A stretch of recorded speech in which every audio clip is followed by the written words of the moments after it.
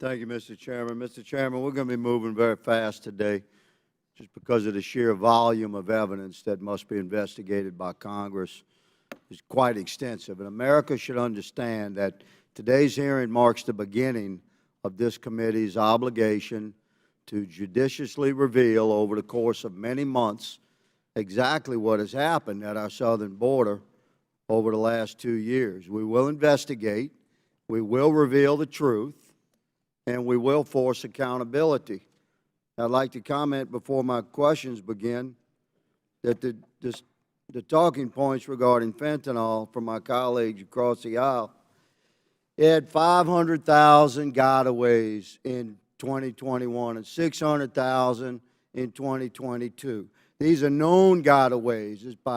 This does not count the unknown gotaways. But let's just say that's a number.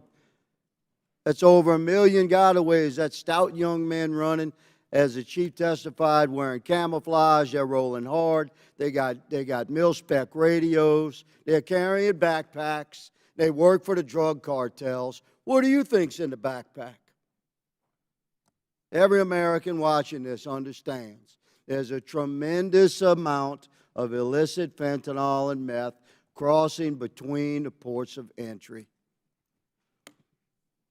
Chief Modlin and Chief Chavez, I'm going to ask you to keep your answers to yes or no as much as possible. You can expound upon your answers in writing, of course, afterwards, but we'll be moving fast. Chief Modlin, would you agree that part of your job as a career enforcement professional, law enforcement, is to execute policies communicated to you from people above you at your chain of command? Sir, my job is absolutely to execute policy. Thank you. And Chief Chavez, you also agree that you're given policies to carry out by those above you in your chain of command? Yes, sir. My job is to execute on the policies administered by my chain of command. Chief Modlin, do you participate in telephone calls with your up-chain discussing how to carry out policies that are directed by Department of Homeland Security leadership? Thank you, sir. It is rare to have detailed discussions about how to execute. That is really the job of the Chief Patrol Agent, to determine how to execute the policies. And do you have conversations on the telephone with your up-chain regarding policy and the execution of policy? Yes, sir. Thank you. Chief Chavez, do you also participate in telephone calls of that nature? Same response as Chief Mullen, sir. We as chiefs determine the execution of the policy. We interpret the policy, discuss it with my subordinate personnel, and then we execute on the policy. Thank you, Chief. I'd like to hear from each of you. Are there policies that are communicated through verbal commands, either from your up chain through your office and down chain? Are there policies that are communicated through verbal commands that are not documented in written communications like emails, texts, official letters, official policy statements, et cetera? Thanks again, sir. Most policies are either written or in policy. Are there some policies that are not written?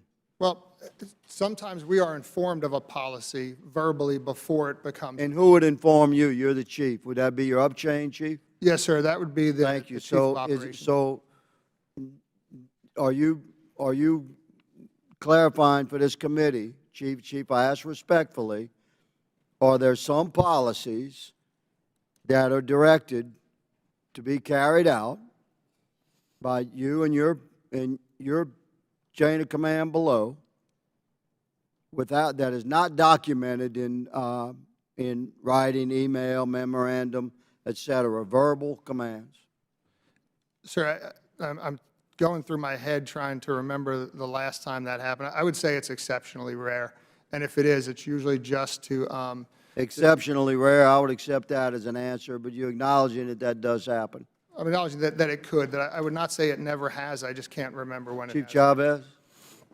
And I would say and clarify policy versus procedures and direction, because we do get phone calls on a certain procedure or direction as it relates to instructions on a certain type of, for example, demographic of a certain population of migrant.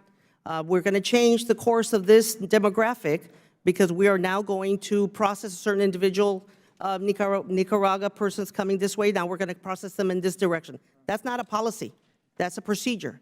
That's a different type of instruction that is given to us verbally or via email. But policies is normally written. Policies, that we get a heads up, new policy is coming down the pipe, it's going to require this, but wait for the policy to hit the signature coming down from the Thank you, 14th Chief, for that leadership. clarification. Mr. Chairman, my time has expired. If anyone has time to yield, I'll receive it later.